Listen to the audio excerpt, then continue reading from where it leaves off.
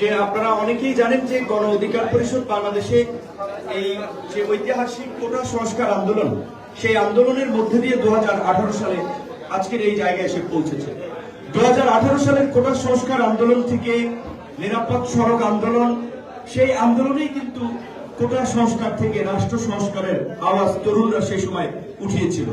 এবং 2019 সালে ঢাকা বিশ্ববিদ্যালয়ে দীর্ঘ 28 বছর পরে অনুষ্ঠিত ডাকসু নির্বাচনে যখন আমরা শিক্ষার্থীদের একটা অভূতপূর্ব সমর্থন পেয়েছি, পরবর্তী রাজনৈতিক পথক্রমে সেটির আমরা আরো বাস্তবায়ন দেখেছি, আরো সমর্থন আমরা পেয়েছি, যার ফলে আমরা অনুভব করেছি যে বাংলাদেশে এখন একটা বিকল্প রাজনীতি দরকার। বিদ্যমান রাজনীতি দেশের মানুষের আকাঙ্ক্ষা পূরণে ব্যর্থ হচ্ছে। সেই জায়গা থেকে 2021 সালে গণ অধিকার পরিষদের প্রতিষ্ঠা এবং গণ অধিকার পরিষদের প্রতিষ্ঠা লগ্ন থেকে শুরু করেই গণ অধিকার পরিষদের একটি গুরুত্বপূর্ণ অঙ্গ সংগঠন হচ্ছে বাংলাদেশ যুব অধিকার পরিষদ। সারা বাংলাদেশের জেলা মহানগর পর্যায়ে তাদের সুসংগঠিত কার্যক্রম গণ অধিকার পরিষদকে আরো বিস্তৃত করেছে। এবং শুধুমাত্র দেশের মধ্যেই নয়, প্রবাসী অধিকার, এই যে 4টা দেশের যে মিটিং করেছি সেখানে অনেকেই পরিচয় দিয়েছে তারা বিভিন্ন জেলা মহানগর এমনকি থানার যুব সংগঠনেও তারা অনেকে কাজ করেছে এবং ওখানে দেশে গিয়েছে। এখানে আসে সৌদি থেকে লিমন ছুরিতে এসেছে, সে এই সৌদির পাশাপাশি যাত্রাবাড়ি সংগঠিত করার জন্য কাজ করেছে। এইভাবে আমাদের বিশেষ করে আমি মনে করি ছাত্র এবং যুব সংগঠন, আমাদের ছাত্র যুবকদের যে তেজ এবং এই আন্দোলন সংগ্রামে তাদের যে নেতৃত্ব আপনারা দেখেছেন, তারা কেউ এমপি হবে, মন্ত্রী হবে, উপদেষ্টা হবে এই স্বপ্ন নিয়ে কিন্তু রাজপথে নামে নাই। বন্দুকের নলের সামনে দাঁড়িয়ে প্রতিরোধ গড়ে তুলেছে।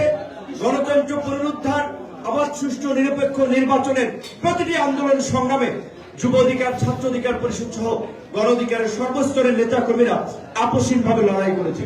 এখন একটি পরিবর্তিত প্রেক্ষাপটে আমাদের অনেকের সামনে অনেক ধরনের সুযোগের সম্ভাবনা তৈরি হয়েছে, ইতিবাচক ভাবে এবং নেতিবাচক ভাবে। আপনারা যদি এই সুযোগে গা ভাসিয়ে আপনারাও যদি পূর্বের রাজনীতির মতো চাঁদাবাজি, ধান্দাবাজি, দখল, লুটপাট, আধিপত্য বিস্তারের পথে আপনারা ঝুঁকে পড়েন, তাহলে মানুষ আপনাদেরকে এতদিন যে সম্মান করত, গ্রহণ করত, ভবিষ্যতে সেটি গ্রহণ করবে। মানুষ কিন্তু পরিবর্তিত প্রেক্ষাপটে একটা নতুন রাজনীতি চায়। নতুন রাজনীতি শুধু আমরা কথায় বক্তৃতায় বললাম, ফেসবুক স্ট্যাটাসে বললাম, বাস্তবায়নে সেটা হলো না। সেই রাজনীতি মানুষ পছন্দ করছে না। কাজে আপনারা ধৈর্য ধরে লেগে থাকুন।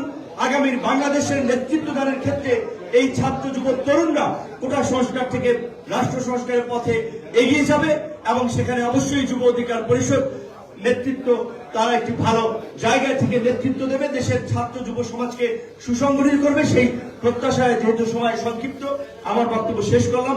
আল্লাহ পাক আমাদের সকলের রোজাকে কবুল করে নিক, আমাদের সকলকে বিপদ আপদ থেকে হেফাজত করুক, আমাদের উপরে খাস রহমত নাজিল করুক এবং দক্ষিণের সভাপতি, সেক্রেটারি, সাংগঠনিক সম্পাদক সহ নেতৃবৃন্দকে একটি সুন্দর এবং সুশৃঙ্খল প্রোগ্রাম আয়োজন করার জন্য আবারও ধন্যবাদ জানিয়ে শেষ করছি। আল্লাহ হাফেজ।